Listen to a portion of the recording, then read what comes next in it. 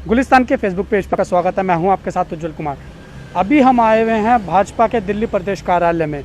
हम आपको बता दें कि किसान आंदोलन बहुत तेज़ी से उग्र रूप लेता जा रहा है। कल केंद्र सरकार ने जो प्रस्ताव भेजा था 21 पन्नों का, वो सरकार के किसानों ने पूरे तरीके से खारिज कर दिया है। तो इसी विषय पे बात करने के लिए आज हमारे साथ जुड़ गए हैं हिंदूवादी नेता राजू चंदेल। उनसे जानना चाहेंगे कि किसान आंदोलन को वो किस तरीके से देखते हैं। सर, स्वागत आपका हमारे फेसबुक पेज पे। जी, मैं पहले तो गुलिस्तान चैनल का धन्यवाद करता हूं और मैं बात किसान आंदोलन नहीं, इसकी जड़ तक जानना चाहता हूं और बताना चाहता हूं पूरे देश को कि आज जो ये आंदोलन है, ये आंदोलन राजनीति से प्रेरित है। पहले ये लोग छुपे हुए थे, उसके बाद में अंत में ये सभी लोगों के चेहरे बेनकाब हो गए। ये ऐसे ग्रुप है अली बाबा 40 चोर की तरह। ये लोग कभी गुपकार बन कर के आते हैं, कहीं महागठबंधन लठबंधन लेकर के आते हैं। तो कुल मिला के इनका चेहरा आज बेनकाब हो गया है। आज मैं कह रहा हूँ इन सब चीज़ों का एक, जैसे आपने देखा था देवता और राक्षसों का युद्ध हुआ था, उसके बाद समुद्र मंथन हुआ था, आज समुद्र मंथन ही हो रहा है। और इस समुद्र मंथन में जो जहर है, मैं कहता हूँ कि राजनीति का जहर और ये कोरोना वायरस जो चल रहा है, इसके निजात का सिर्फ एक ही शख्स है जो निजात दिलाएगा, वो हमारा नरेंद्र मोदी शिव भक्त आज उस जहर को पी रहा है। इस समुद्र मंथन में देखिएगा, इसका रिजल्ट आपको 2024 में नजर आएगा। ये समुद्र मंथन से फिर अमृत कलश के रूप में हमारे मोदी जी माननीय प्रधानमंत्री के रूप में फिर पुनः आएंगे। ये देश शक्तिशाली बनेगा। आज इसको तोड़ने की जो साजिश हो रही है, पार्टी को गिराने की जो साजिश हो रही है इन राक्षसी शक्तियों द्वारा, और ये समुद्र मंथन आप देखिएगा, इस समुद्र मंथन पे इसमें अमृत निकलेगा। अमृत के रूप में प्रधानमंत्री नरेंद्र मोदी जी ही आएंगे। कभी ये गुपकार के रूप में, कभी ये लोग महागठबंधन, कभी किसी रूप में ये आते हैं। एक ही इनका है साजिश। चंदेल जी, आप किसकी बात कर रहे हैं? क्योंकि मैंने आपसे बात करी है किसान आंदोलन की। किसानों के बारे में क्या कहना है आपका? जिस तरीके से ये आंदोलन चल रहा है, आप इसको राजनीतिक रूप दे रहे हैं, लेकिन किसानों का दूसरी तरफ कहना है कि इसमें कोई भी राजनीतिक पार्टी इन्वॉल्व नहीं है।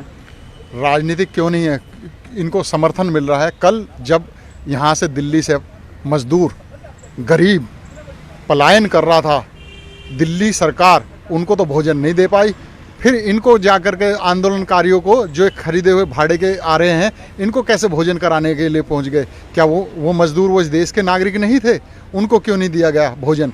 आज उनके लिए ये एक अवतार बन करके खड़े हो गए हैं। कभी ये ड्रामा करते कि हमें नज़रबंद कर दिया, ऐसा कुछ नहीं है। सरकार ने, दिल्ली सरकार ने, दिल्ली पुलिस ने इनको कह दिया कि ये कहीं भी जा सकते हैं। रोज़ ड्रामेबाजी।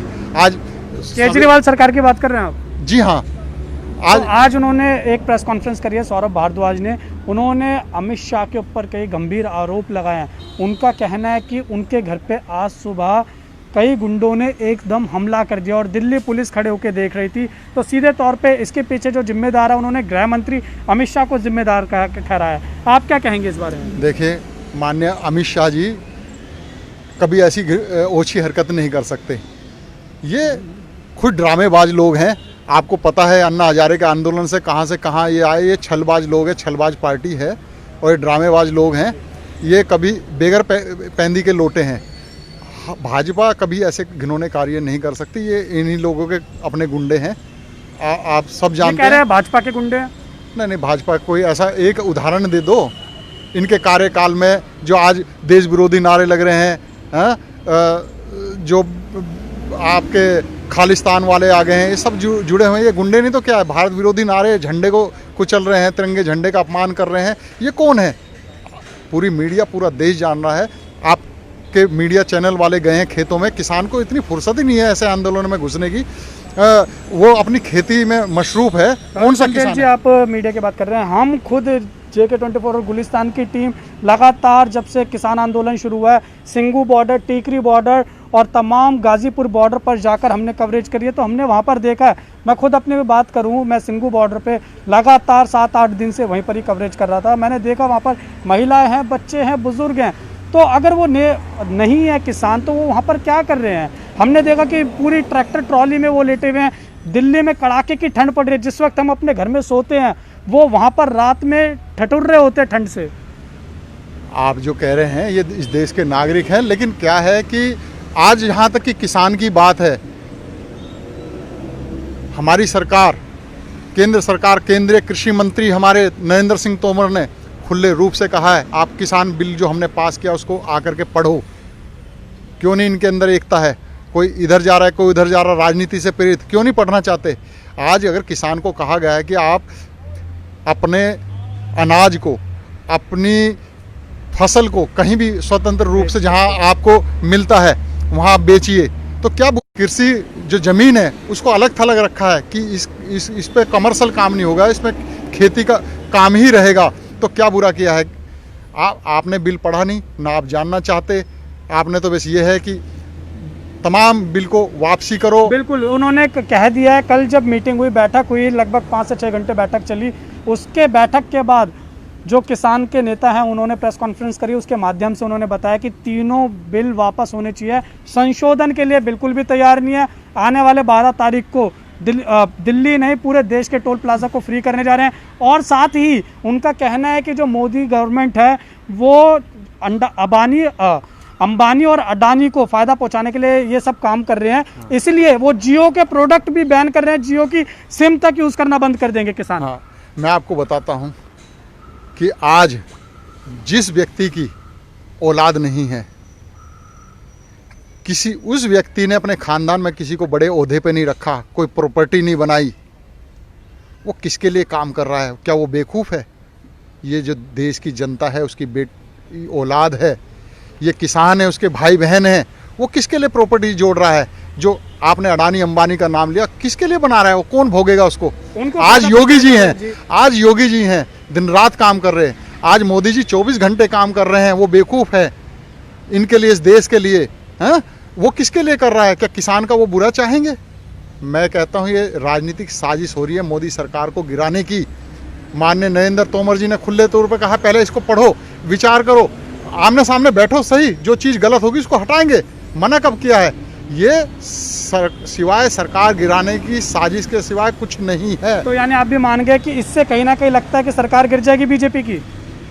इन चीज़ों से सरकार गिरने वाली नहीं है, और मैं जानता हूं कि मोदी जी इस चीज़ का हल लेके बैठे हैं, और काफ़ी संगठन हमारे टच में हैं, सरकार के टच में है। किसान संगठन जो है इस पर जल्दी सहमति बन जाएगी, इसमें कोई ऐसी घबराने की बात नहीं है। सरकार सुरक्षित है और सुरक्षित हाथों में है। और 2000 का मैंने कहा ना 24 में ये जो समुद्र मंथन चल रहा है, इस तरह का जो बवाल आप देख रहे हैं, इसमें से अमृत कलश निकलेगा। उस अमृत कलश के साथ साथ मोदी जी पुनः प्रकट होंगे। चलिए राजू चंदेल जी, अब जाते जाते थोड़ी वक्त की कमी है, देश की जनता को, किसानों को, सबको कुछ संदेश देना चाहेंगे किसान आंदोलन के लिए, क्या बोलेंगे, किस तरीके से? मैं अपने किसान भाइयों से हाथ जोड़ के यही कहना चाहता हूं कि एक बार आप बैठे जरूर और उन बारीकियों को सुने।